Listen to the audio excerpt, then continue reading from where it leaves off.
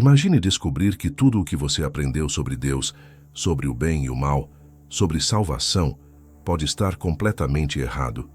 E se eu te disser que um filósofo judeu, expulso de sua própria comunidade, ousou desafiar os ensinamentos de Jesus Cristo de uma forma que até hoje poucos têm coragem de admitir? Baruch Spinoza não foi apenas excomungado, ele foi amaldiçoado. Sua família o renegou. Seus escritos foram proibidos. E sabe por quê? Porque ele tocou no nervo mais sensível de todas as religiões ocidentais. Hoje você vai entender por que as ideias de Spinoza foram consideradas mais perigosas do que qualquer heresia. E por que, depois de assistir este vídeo, você nunca mais vai olhar para a fé da mesma forma. Fica até o final porque a revelação mais chocante está nos últimos minutos. Amsterdã, 1656. Um jovem de 23 anos está diante do conselho da sinagoga portuguesa. Seu nome, Baruch Spinoza. Seu crime, fazer perguntas que ninguém deveria fazer. Mas antes de entendermos o que ele fez, você precisa saber quem ele era. Spinoza nasceu em uma família de judeus sefarditas que haviam fugido da Inquisição espanhola. Desde criança, ele foi treinado para ser um rabino. Conhecia a Torá de cor. Dominava o hebraico, o português, o espanhol, o holandês e o latim. Era considerado um prodígio, mas havia um problema. Spinoza pensava demais. Enquanto estudava os textos sagrados, ele começou a notar contradições, inconsistências, histórias que não faziam sentido. E ao invés de aceitar as respostas prontas dos rabinos, ele fez a pergunta fatal: e se os textos sagrados forem apenas textos escritos por homens?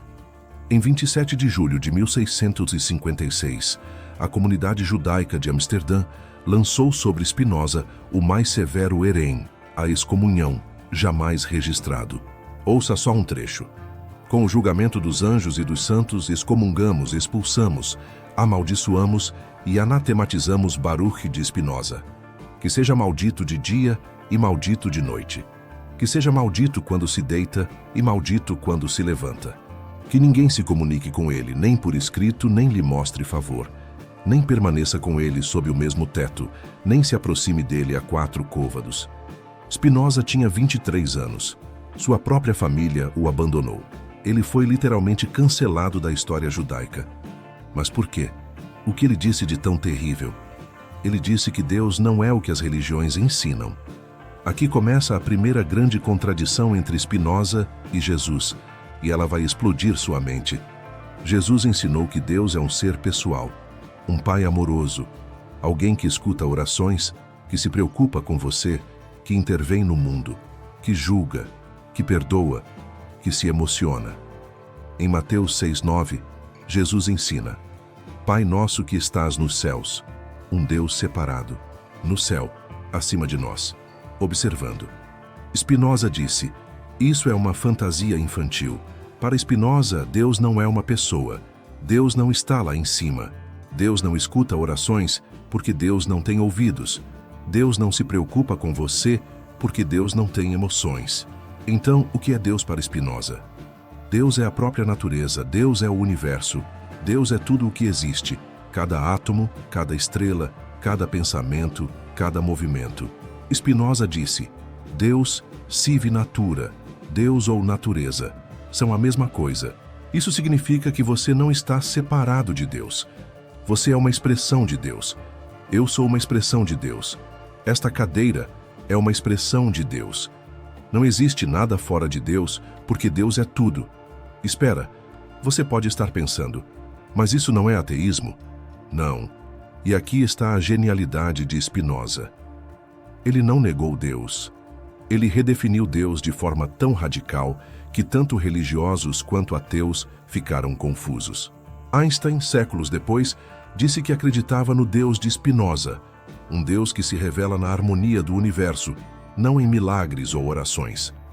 Mas se Deus é apenas a natureza, se Deus não ouve orações, então qual é o sentido de rezar? Spinoza respondeu: nenhum.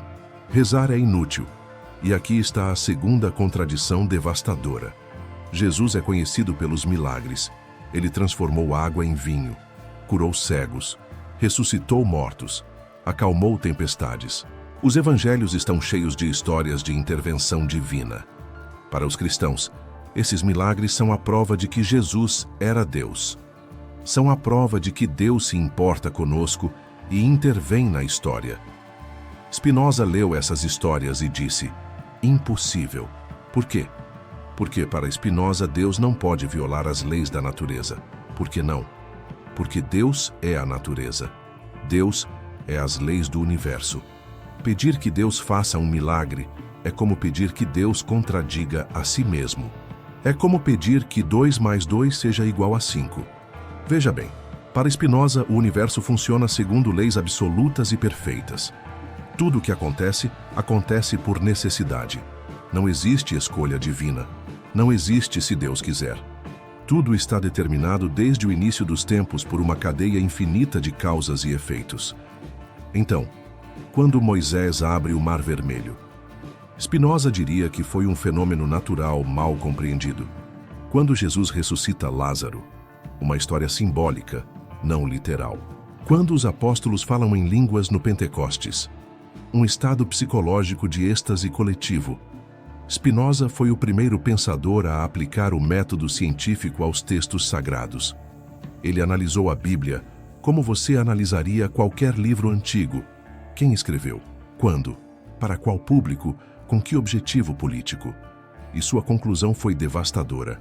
A Bíblia não é a palavra de Deus, é a palavra de homens tentando entender Deus com as ferramentas limitadas de sua época. Moisés não escreveu o Pentateuco. Os profetas não previram o futuro. Os milagres são lendas. Você consegue imaginar a bomba que isso foi? Era o século XVII. A Bíblia era considerada literalmente perfeita e ditada por Deus. E Spinoza chega e diz: não, isso aqui é literatura antiga cheia de erros, contradições e propaganda política. Mas a terceira contradição é ainda mais chocante, e ela vai direto ao coração da mensagem de Jesus. Jesus pregou o amor como caminho para a salvação. Ele disse: ame seu próximo como a si mesmo. Perdoe 70 vezes 7. Se alguém te bater na face direita, ofereça também a esquerda. O reino de Deus é para os mansos, os pobres de espírito, os perseguidos por causa da justiça. A mensagem é clara: renuncie ao ego.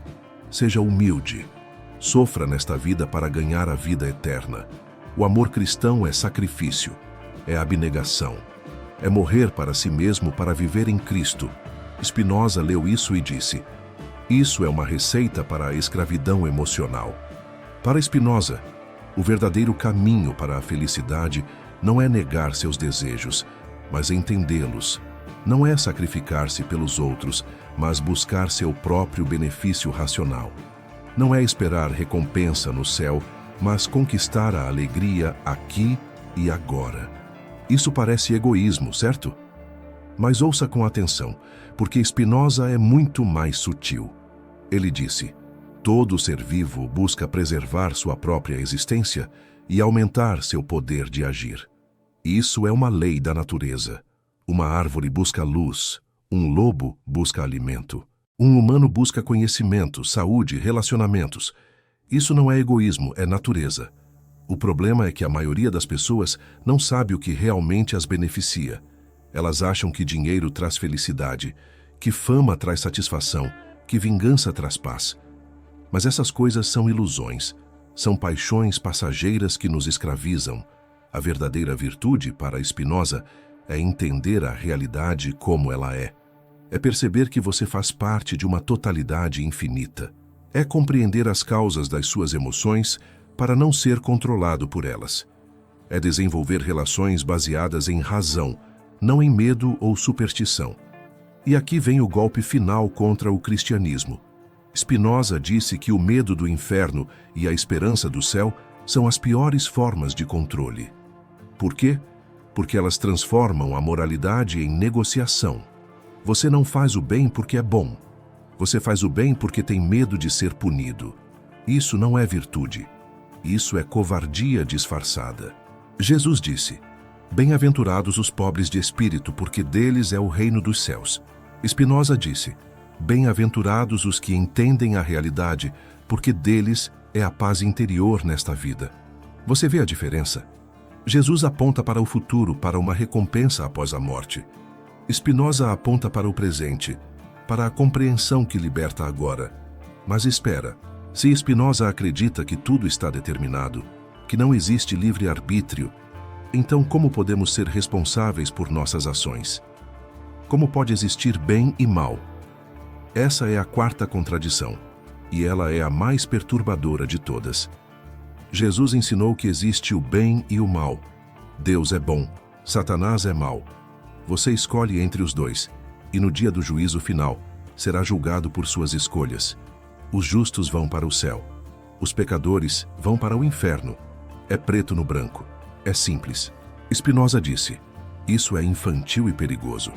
Para Spinoza, não existe bem e mal absolutos. O que existe são coisas que aumentam ou diminuem nosso poder de agir. O que é bom para uma pessoa pode ser ruim para outra. O que é bom num contexto pode ser ruim em outro. Por exemplo, o leão mata a gazela. Isso é mal? Para a gazela, sim. Para o leão, não. É apenas natureza. Não existe julgamento divino sobre o leão. Ele age conforme sua natureza determina. Humanos também agem conforme sua natureza. Um criminoso não escolhe ser criminoso no sentido que o cristianismo imagina. Ele é produto de causas infinitas. Genética, ambiente, educação, traumas, química cerebral. Ele não poderia ter agido diferente porque tudo está determinado. Então ele não deve ser punido? Spinoza diria, ele deve ser contido, assim como você prende um cão raivoso. Não por vingança moral, mas por proteção social. Mas odiá-lo ou condená-lo ao inferno eterno. Isso é ignorância. É projetar em Deus nossos próprios ressentimentos primitivos. Você percebe quão radical isso é? Spinoza está dizendo que o sistema inteiro de culpa, pecado, redenção e punição eterna do cristianismo é uma ficção psicológica. É uma forma de controle social baseada no medo.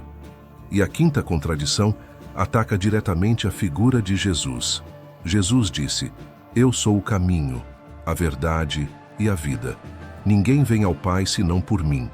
Em outras palavras, Jesus é único. Ele é especial.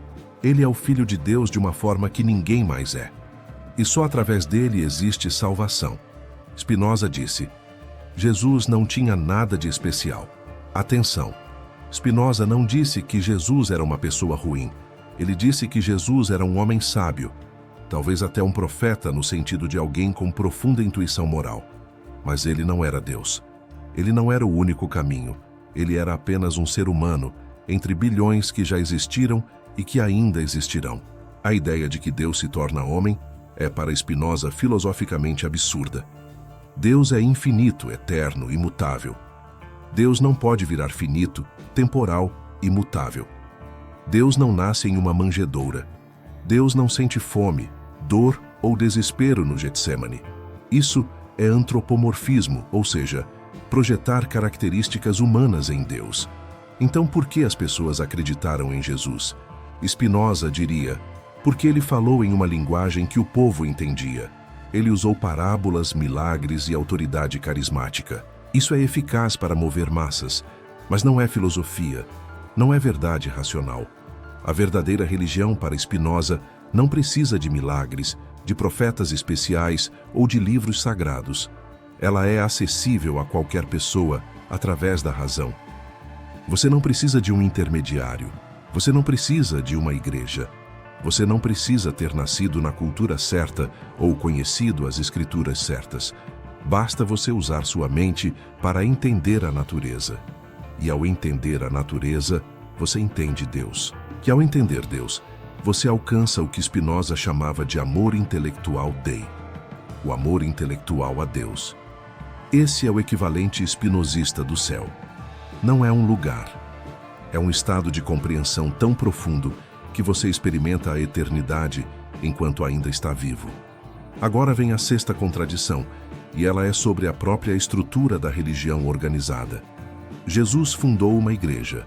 Ele disse a Pedro, tu és Pedro, e sobre esta pedra edificarei a minha igreja. Ele estabeleceu apóstolos, rituais, sacramentos. O cristianismo se organizou em hierarquias, padres, bispos, papas. Existem regras, dogmas, concílios. A Igreja se tornou uma instituição de poder com territórios, exércitos, tribunais. Spinoza olhou para isso e viu o oposto da espiritualidade. Para Spinoza, a religião organizada é, na maioria das vezes, um instrumento de controle político. Ela não existe para libertar as pessoas, mas para mantê-las obedientes. Ela usa o medo de Deus para impor obediência aos reis, aos padres, às tradições. Spinoza escreveu seu tratado teológico político, defendendo a separação total entre religião e Estado. Ele disse que cada pessoa tem o direito de pensar o que quiser e acreditar no que quiser. O Estado não deve impor nenhuma religião, e nenhuma religião deve controlar o Estado.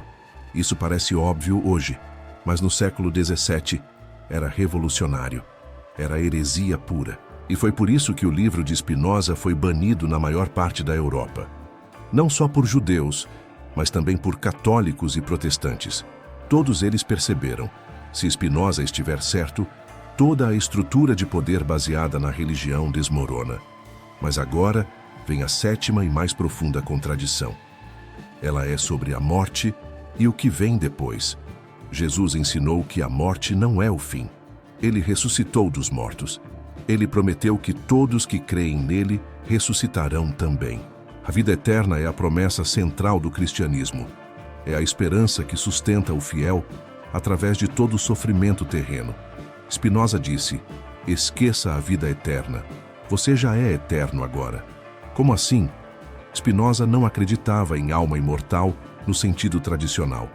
Ele não acreditava que você, como indivíduo, continuará existindo após a morte. Quando seu corpo morre, sua mente morre também. Mas aqui está o truque genial. Para Spinoza, sua essência, enquanto parte de Deus, sempre foi eterna. Você não começa a existir no nascimento e não deixa de existir na morte. Você é uma modificação temporária de uma substância eterna. Pense assim: uma onda no oceano. A onda surge, existe por alguns momentos e desaparece. Mas a água que formava a onda nunca deixou de ser oceano. Antes de ser onda era oceano. Depois de ser onda continua sendo oceano. A onda não tem existência separada do oceano. Você é a onda. Deus é o oceano. Então, quando você morre, você não vai para lugar nenhum. Você simplesmente retorna à totalidade da qual nunca realmente se separou. Não há inferno, não há céu, não há julgamento. Há apenas o eterno fluir da natureza. Isso te assusta ou te liberta? Para Spinoza, deveria libertar. Por quê? Porque se você entende que já é parte do eterno, você para de viver com medo da morte. Você para de negociar com Deus. Você para de adiar sua felicidade para uma vida futura que pode nem existir. Você vive aqui e agora com sabedoria, coragem e alegria. Jesus disse: não temas os que matam o corpo, mas teme aquele que pode destruir a alma no inferno. Spinoza disse: não temas nada, não existe inferno, não existe punição eterna, existe apenas a ignorância que causa sofrimento e o conhecimento que traz paz. Então, depois de tudo isso, o que devemos concluir? Spinoza estava certo e Jesus estava errado? Ou vice-versa? Essa é a pergunta errada. A verdadeira pergunta é: o que essas duas visões de mundo revelam sobre nós mesmos? Jesus oferece consolo. Ele oferece um pai amoroso que cuida de você. Ele oferece esperança de justiça após a morte. Ele oferece comunidade, rituais, pertencimento. Para milhões de pessoas ao longo da história, isso foi e continua sendo imensamente valioso. Spinoza oferece liberdade. Ele oferece a coragem de olhar o universo sem ilusões. Ele oferece a responsabilidade de construir significado nesta vida. Ele oferece uma espiritualidade sem dogmas, acessível a qualquer pessoa racional. Mas ele também oferece algo mais assustador: a aceitação de que ninguém está vindo te salvar. Não há plano divino, não há justiça cósmica. Você não é especial aos olhos do universo. Você é um padrão temporário de átomos, que ganhou consciência por alguns anos e depois se dissolverá de volta ao cosmos. Isso pode parecer nihilista, mas para Spinoza é o oposto. É libertador. Porque se não há salvação externa, então toda a felicidade possível deve ser construída aqui. Se não há julgamento divino, então toda a moralidade deve ser baseada em compreensão, não em medo. Se não há vida eterna, então cada momento desta vida se torna infinitamente precioso. Aqui está a verdade final que vai perturbar muita gente. Você não precisa escolher entre Spinoza e Jesus, mas você precisa ser honesto sobre o que você realmente acredita e por quê. Você acredita porque foi ensinado a acreditar? Porque tem medo de não acreditar? Porque a comunidade religiosa te dá conforto? Porque pensar sobre essas questões sozinho é aterrorizante? Ou você acredita porque examinou as evidências, estudou filosofia, comparou sistemas de pensamento e concluiu racionalmente que o cristianismo é verdadeiro? Spinoza não tinha problema com pessoas que escolhiam acreditar conscientemente. Seu problema era com a crença cega, com a obediência por medo, com a preguiça intelectual disfarçada de fé. E aqui está o final chocante que prometi. Talvez a maior ameaça de Spinoza não seja o cristianismo em si, mas a necessidade humana de certezas reconfortantes. Spinoza te força a crescer. Ele te força a abandonar a fantasia de um Pai Celestial que resolve seus problemas. Ele te força a assumir responsabilidade total pela sua vida, suas escolhas, seu significado. E a maioria das pessoas, sinceramente, não quer isso. É mais fácil rezar do que pensar. É mais confortável obedecer do que questionar. É mais seguro acreditar do que duvidar. Spinoza foi excomungado porque ele recusou esse conforto. Ele escolheu a verdade, mesmo que dolorosa, sobre a ilusão, mesmo que reconfortante. Ele viveu sozinho, pobre, polindo lentes para sobreviver, escrevendo em segredo, sabendo que seria odiado por quase todos. Mas ele morreu em paz, sem arrependimentos, sem medo, porque ele havia alcançado aquilo que pregava, a compreensão que liberta. Então a pergunta final que deixo para você não é: quem está certo, Spinoza ou Jesus? A pergunta é: você tem coragem suficiente para pensar por si mesmo? Você tem honestidade suficiente para questionar o que sempre acreditou? Você tem força suficiente para viver sem a muleta das certezas religiosas? Ou você precisa da promessa do céu e da ameaça do inferno para ser uma pessoa boa? Spinoza provou que é possível viver uma vida virtuosa, alegre e significativa sem acreditar em nada sobrenatural. Ele provou que você pode ser profundamente espiritual sem ser religioso. Ele provou que ética não precisa de Deus para existir. E talvez seja por isso que ele continua sendo tão perigoso. Não porque ele atacou Jesus, mas porque ele revelou que nós não precisamos de Jesus, ou de Moisés, ou de Maomé, ou de qualquer Salvador. Nós só precisamos de coragem para olhar a realidade de frente e sabedoria para viver de acordo com ela.